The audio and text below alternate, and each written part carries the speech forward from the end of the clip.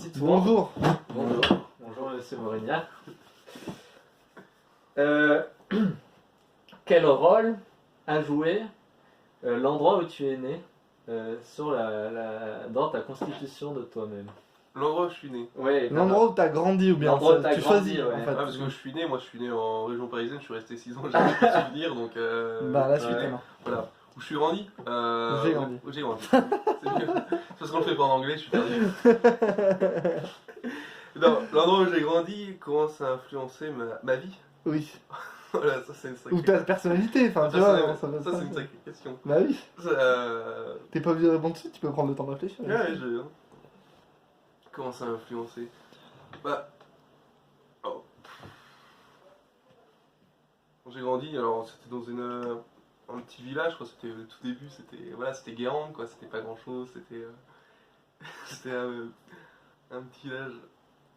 Et quand je suis arrivé, bah, je n'ai quitté la région parisienne, donc c'était très dense, c'est-à-dire la banlieue parisienne, donc la bonne banlieue, c'est-à-dire la 93, Seine-Saint-Denis, 95 plutôt, je sais plus, représente. Donc il y avait pas. On a quitté un truc qui était assez dense, assez anxiogène, et on est arrivé à Guérande, et c'est vrai que. Enfin, je m'en souviens que ça avait un peu changé. Ça a un peu changé. Après, comment ça a influencé où j'étais, c'est-à-dire que là-bas, on est un peu dans une bulle, hein. Les gens ont un peu tendance à.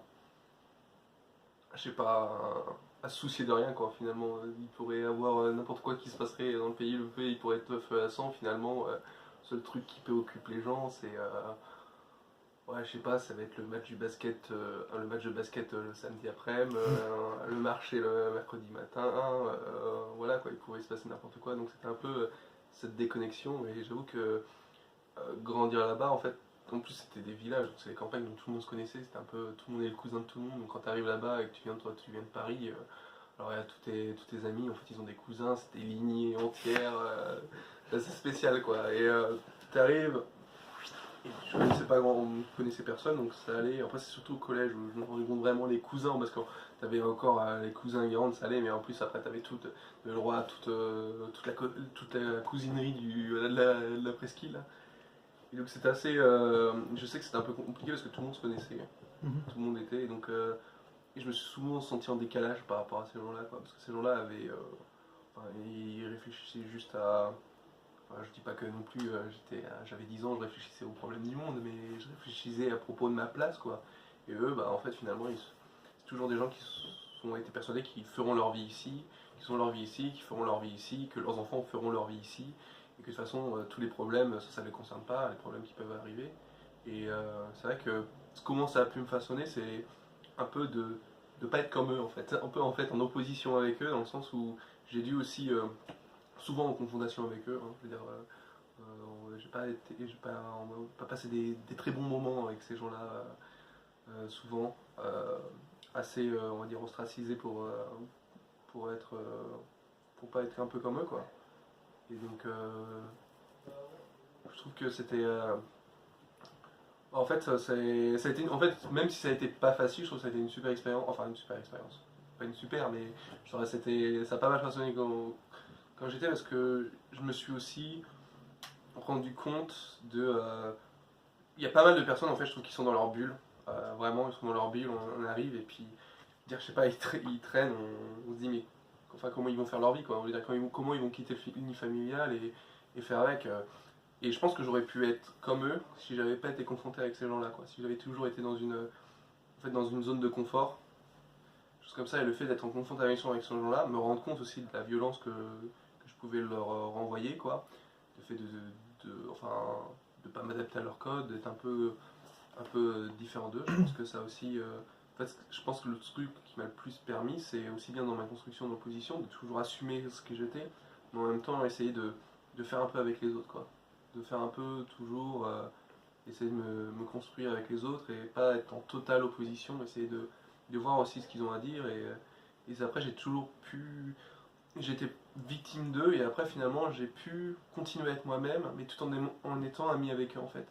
J'avais compris un peu comment me les mettre dans la poche, dans le sens comment ils fonctionnaient et en fait comment fonctionnent, tu te rends compte que c'est très bien, ils te le rendent même très très très très bien en fait quand t'es ami avec eux. Tu feras jamais partie de leur bande, tu seras jamais un des leurs, mais tu seras entre guillemets respecté, tu seras estimé par eux quand même.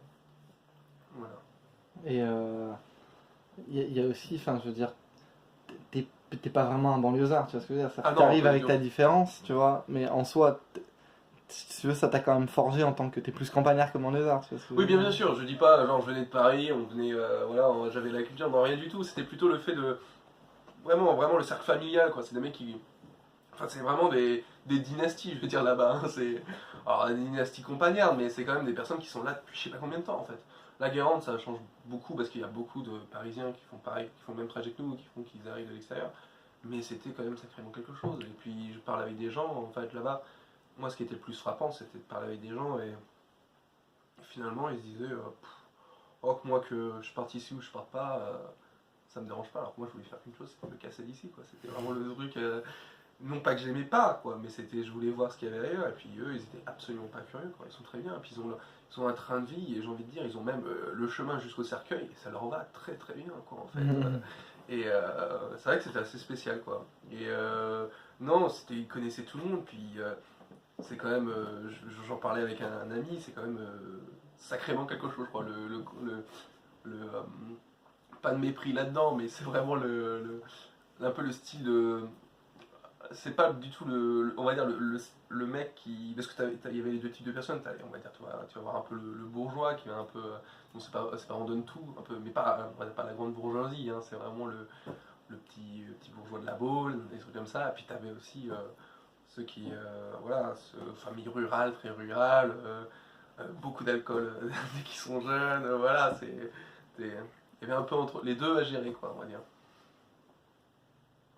C'est un côté, moi je trouve ça, c'est un côté quand même assez attirant parce que t'as un truc assez, c'est assez folklorique et assez, j'ai l'impression que c'est vachement ancré dans la géographie, dans le territoire, dans l'histoire. Il y a quand même une certaine, Oh, je sais pas, non, hein. ça te, non? Moi c'est alors l'histoire, je sais pas, mais c'est. Bah, tu sais, le chemin jusqu'au cercueil, c'est un petit peu, tu sais, genre l'infini recommencement, les familles qui succèdent, Non, je les pense qu'il est bien en générations sur fait. la Enfin, terre de tes quand t'es ancêtres. là-bas, c'est vraiment. Et c'est pour ça que quand je reviens, c'est à chaque fois ça la déprime. C'est que c'est vraiment trop calme en fait. Hmm. Il y a rien, enfin sauf l'été où l'été c'est très plaisant parce que justement ça tourne. Mais les gens ont leurs habitudes et c'est comme quand on va voir, je sais pas, ses grands-parents quoi. Et toujours les grandes habitudes et on se dit mais comment ils font? Et mais en fait ça va très bien pour eux quoi. Parce qu'ils ont leur sortie, ils ont leur truc comme ça. Et puis ils s'imaginent déjà, voilà, ça va pivoter autour de ça quoi. Mais ouais, ils ont un attachement que je comprends pas en fait. Et ça me fascine parce que vraiment, c'est dans le sens, eux ils ont un chez eux, ils ont le truc, vraiment ils sont attachés, ils ont leurs parents, leur famille, toute la famille est là-bas quoi. Et je comprends pas en fait. Moi, j'y vais, je reviens, je fais ouais, c'est sympa, mais putain, c'est chiant quoi. Finalement, en fait, t'es un citadin, dans le fond. Mais je pense que je suis un citadin, c'est ça qui me fait chier aussi, parce que finalement j'adore la campagne, T'es mais ni t'as fait banlieusard campagnard, finalement t'as choisi citadin. peut-être, peut-être. Peut-être je vais être un bobo, mais sûrement je suis déjà un bobo. Oui. Donc, enfin, C'est trop tard pour toi. ouais, c'est trop tard pour ça maintenant, je suis récupérable là-dessus. Mais non, je trouve que c'est peut-être un peu méprisant ou prétentieux de dire ah, ça me fascine, un peu comme le mec qui regarde ça de l'extérieur. Mais vraiment, j'aimerais bien être comme ça en fait.